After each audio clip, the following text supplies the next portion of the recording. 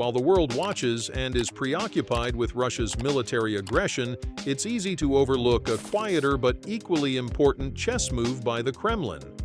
Russia is making a bold move, one that could have far-reaching consequences for the global order.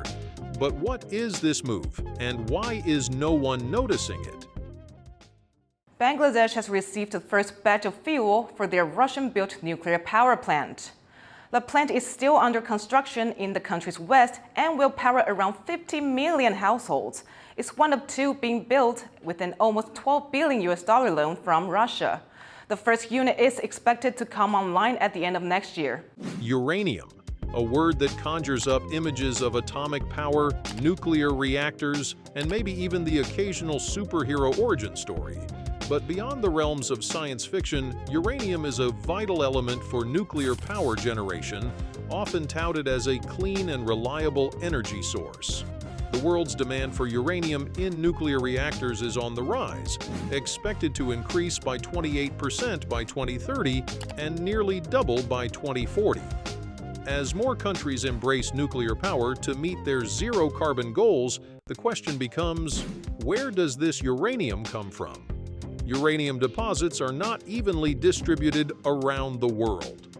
While countries like Kazakhstan, Uzbekistan, and Niger possess these resources, only a handful have the technology and capacity to process uranium into fuel for nuclear reactors. This process involves enriching uranium to increase the concentration of the fissionable isotope, uranium-235. Enter Russia, a global leader in uranium enrichment. Their state-owned company, Rosatom, holds the reins, controlling approximately half of the world's market for nuclear fuel. But their influence doesn't stop there. Rosatom mines uranium, builds and operates nuclear power plants, sells nuclear technology, and manages nuclear waste disposal. Russia's nuclear exports are booming, with several emerging markets eager to jump on board. Around the world, approximately 40 nuclear power projects are either under construction or in negotiation. These projects often include long-term contracts for servicing and fuel supply, lasting up to 60 years. African nations, like South Africa, have shown keen interest in these projects. Even the United States, a developed country, has announced a quadrupling of its imports of Russian uranium in just 6 months. It anticipates that it will take at least 5 years to reduce or eliminate these imports. Russia's active use of uranium in its foreign policy is sending ripples across the globe.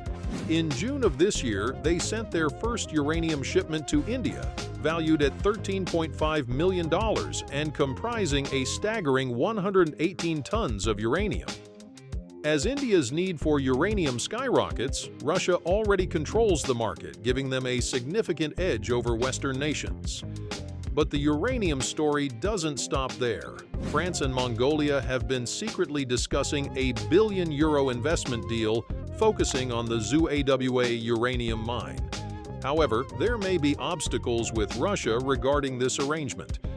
Russia's influence in Mongolia goes far beyond uranium.